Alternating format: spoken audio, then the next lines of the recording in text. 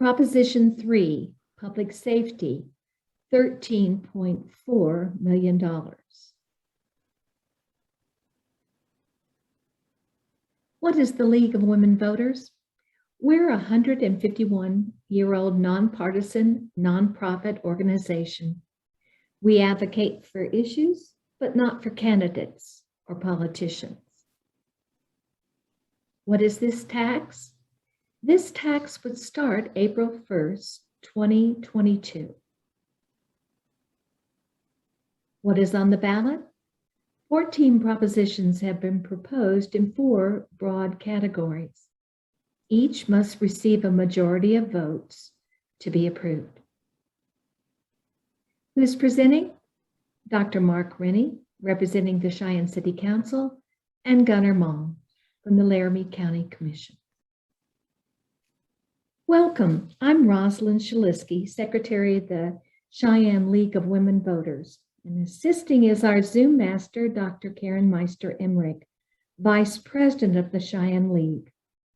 Along with our members, we thank you for your interest in the election for the Laramie County 1% Specific Purpose Sales and Use Tax, also known as the 6th penny. This particular proposition is, it's both county and city, and it really revolves around police and fire. And so, Mark, maybe you could take the first 3 items that relate to the Cheyenne Fire and Police Departments. Sure, I'd be happy to, Roz. The first item in Proposition 3 is about $4.2 million for the city of Cheyenne for the fire truck fleet replacement. We have several of our trucks or apparatus that are, again, ending at their useful life, what we would like, and we have the really old ones we put into a reserve fleet, and those are some of those are pretty aged. So what we'd like to do is replace 5 of our trucks and then put the existing ones into the reserve fleet and then completely retire some of the ones that are in reserve. The 5 trucks that we're looking to replace are a Type 1 engine. This is, you know, your normal fire truck. That's the truck you normally see on the street and that everybody thinks of as a fire truck. It can be used, it's multifunctional, and it can be used in urban or suburban fires as well as rural fires. We also would like to replace a Type 3 truck. It's a smaller truck. It's more on a 4x4 truck chassis. It can be used for wildland, or, you know, when we have prairie fires around here, or prairie fires that will be approaching the city's borders. Like, I mean, a good example is, you know, in some places like on the west side of town, the prairie from along F.E. Warren in the north runs right up to the edge of some of our neighborhoods. So that truck can be used in areas like that. We're looking at replacing our platform ladder truck. We need a new aerial apparatus, and we're also looking at what's called a quintuple combination. The quint actually doubles as a pumper truck and as a ladder truck. So again, it has dual purpose. And finally, we're looking to add like a rescue squad truck. We've been wanting to look at doing something like this for a while. The theory behind it is to have a smaller truck that rolls out. Now, as you've noticed over the years, the fire truck will respond to any ambulance call. And so the rescue squad truck, where we can send a group out to aid in the ambulance call. And sometimes our firefighters get there before EMS does. But we don't have to roll one of the big heavy trucks that are a lot more expensive. And so that's the purpose of the 5 trucks we would like to purchase. And like I said, retire then, or move the existing ones into our reserve fleet, so we still have those, and then retire some of the very old trucks.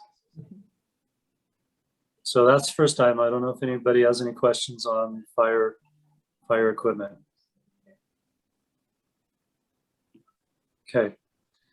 Next item on there is $900,000+, $906,968 for replacing the police portable radios.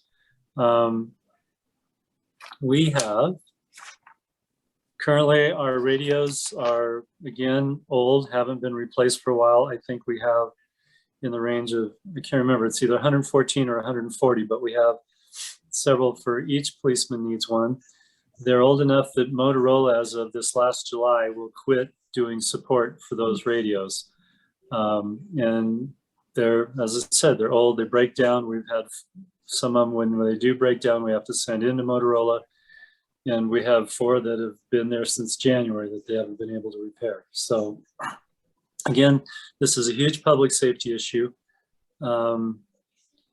It will replace upgrade all of the radios for the police department to, they're still Motorola radios, but they are similar, but a step up from what we had. But with them being similar, there's not going to be a huge learning curve in using them. They also have GPS, and they also can be hooked up to Wi-Fi. So they have a lot more advantages from what the old radios were. And in addition, this includes some radios for street and alley, so that street and alley and the police department can talk to each other in a emergency. And usually those are weather events like, the cyclone bomb storm that we had a couple years ago and the major storm that we had last spring. They required a lot of coordination between our street and alley department and our police department, just in getting streets open so that the police can get to some. I know we had people that the hospital had called and said, we've got people that need their dialysis and they've got to get here and their street's not open. And so the police and street and alley were out, street and alley was out trying to get to some of those people that needed medical help that were shut in, and the police and were trying to get to them to help them and escort them. So that's something we've not had great coordination with in the past, and this would allow for that. So again, this is a huge public safety issue. It seems like $900,000 is a lot for radios, but I think they run like $6,500 a piece. And when you look at, if you look at more time, this is less than what 1 month of the tax that the city would receive. So it's a great value, and it's a step up in our safety. Any questions on that? Okay, the last item isn't a big one. It's $53,000, but it's for the police department to upgrade their evidence storage. And what we're finding is as things get more electronic over time, everything that the police does now, whether it be computer downloads, surveillance footage from body cams, now a lot of evidence is on cell phones, and all that has to be stored electronically. And the demand is really, as our world has become more electronic, the demand on storage for the police department has become greater. So in our current system, again, is almost maxed out. It cannot be expanded. In addition, the backup for it is offsite. It's actually the city building and not the public safety building. So we just want to be able to, again, meet the future demand for information and evidence that a more electronic world has created. Mark, I think I misread when I looked at this. I didn't see the word electronic there. And now you explain this. I kind of read that evidence storage, but you really explain what the difference is. This is electronic storage, such a really it is, and on, at least on my brochure that the city has created, it says police electronic evidence storage. And like I said, the world has just become more electronic, and the demands and the amount of evidence that we have to store has overwhelmed our current system. Thank you. Gunnar, we've got a bunch on your side of the house there. And some of them are small, like $50,000 for burns, but some are bigger, like a fire station on Happy Jack.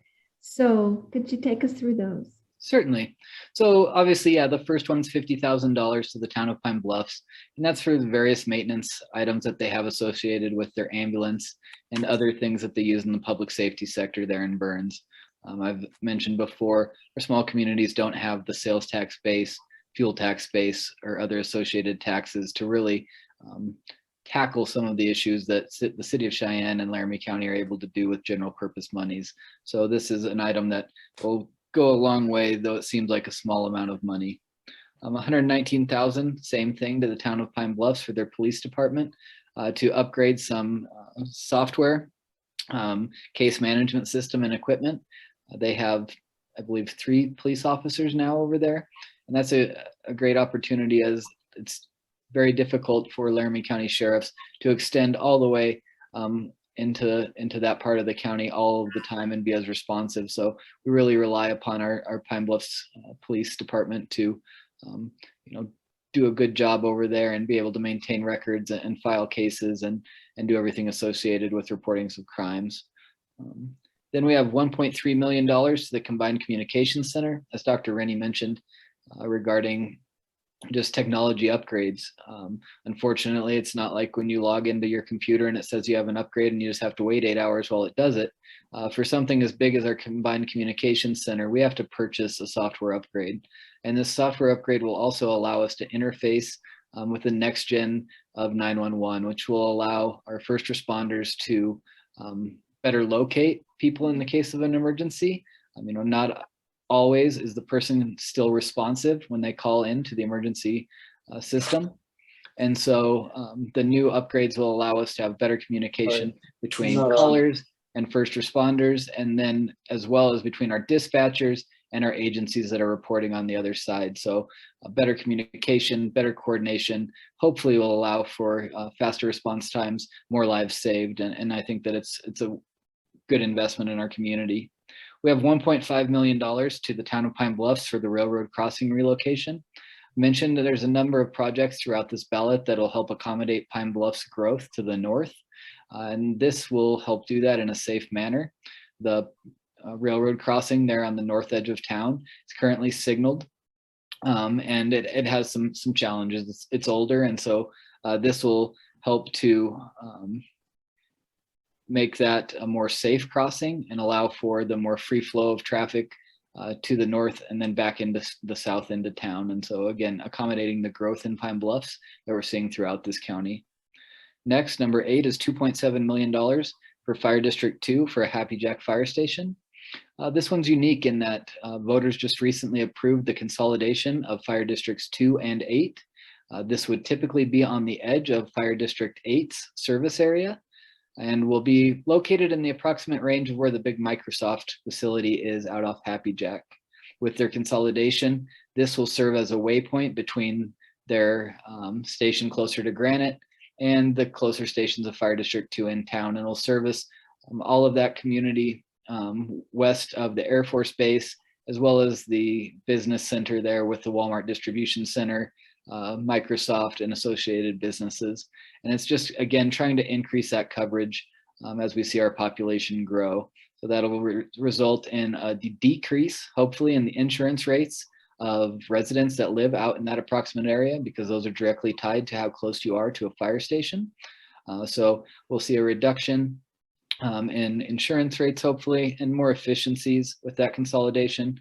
No fewer duplications of services. Autonomy is great, but autonomy is expensive. And so when we're able to do something like this, it's really beneficial to the community. Number 9 is a new fire station out in Albin. I believe the last fire station or the current fire station out there was built probably around the year my dad graduated high school, and it only holds one item, just like the Dell Range station. It's not very large and doesn't accommodate newer equipment, as well as enough room to train and do other things that, let's face it, in Wyoming, you need to be able to train inside potentially 10 months out of the year. And so this will allow them to do some of that out there. It'll be a nice station right there west or northwest of town, I guess, as you come into town. And so that'll be a good project for that community. And again, we'll hopefully increase their volunteers. Again, with volunteer fire departments, It helps to have a little bit nicer accommodations when you're relying solely upon a volunteer board. So more firefighters equals faster response times equals lives saved. Number 10 is for the town of Albin to then buy the old fire station so they can use it for some equipment storage. Obviously, that one's not necessarily public safety in the traditional sense, but because these two items are linked in that if the fire station doesn't happen, Albin can't purchase the old fire station. So we decided to put these together. And then number 11 is for District 8 to get some different apparatus. They obviously fight different kinds of fires in District 8. It is our more rural, mountainous region, I guess, if not really mountains, but west of town, the Happy Jack area. And so they need specialized equipment that we don't see in other parts of the community and other parts of the county. So this will allow them to upgrade some of that equipment, some of the radios, because of the up and down ravines and everything in that area. You need different types of radios because you can't necessarily rely upon line of sight. Fires move fast. And so this is just an effort to get them some upgraded equipment to protect our firefighters and protect our residents in the area. Happy to answer any questions. Well, you certainly did with the railroad crossing. That when I first read that, it seemed so random. And now I see how it ties to expansion in Pine Bluffs. And boy, all those, I think all the fire stations that you talked about, the problems in the county are similar to the ones in the city. That's the message I'm hearing.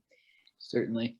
Lead folks, Marguerite, do you have someone? Well, yeah, thank you, Roz. And so Gunnar, just thinking about these projects in Burns, Albin, and Pine Bluffs. And I sort of a leading question, but what occurs to me is that that Laramie County is growing. I think the latest census showed we were one of the few counties that really grew a great deal in the past 10 years.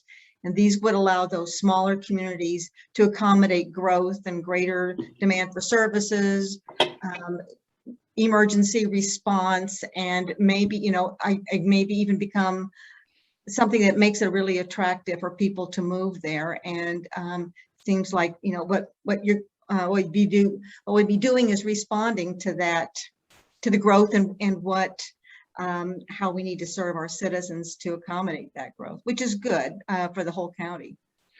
Certainly. Yeah, we just hit with the new census numbers over 100,000, which is very exciting for our whole county and community.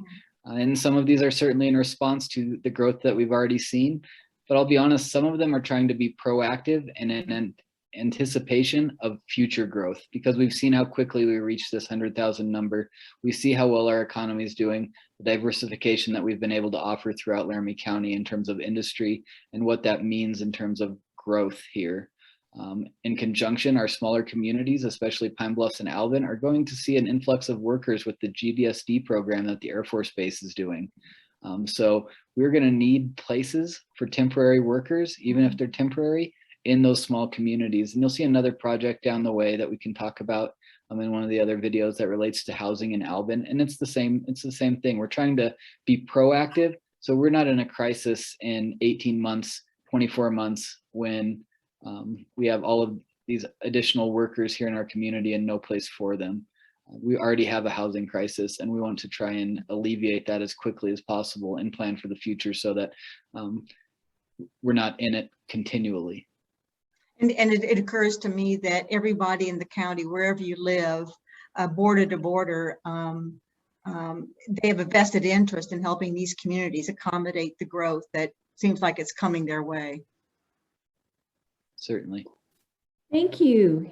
Thank you, Gunnar, and earlier, thank you, Mark, on behalf of the Cheyenne League of Women Voters for providing such valuable information. And finally, to our Laramie County voters, remember that your vote is your voice. Use it. When is the election? It's Tuesday, November 2nd. When is early voting? It's already started and will continue through November 1. How do you vote by absentee ballot? Well, you need to request a ballot as soon as possible because it's going to take 7 to 10 days for you to receive it and 7 to 10 days for it to be returned by mail to the county clerk's office. But if you don't do it by mail, you can drop off that absentee ballot at the county clerk's office or in their secure drop box on Cary Avenue. Is an ID required? It is now. Wyoming law now requires an ID before voting in person or during early voting. So here are the IDs that are valid. Your vote is your voice. Use it.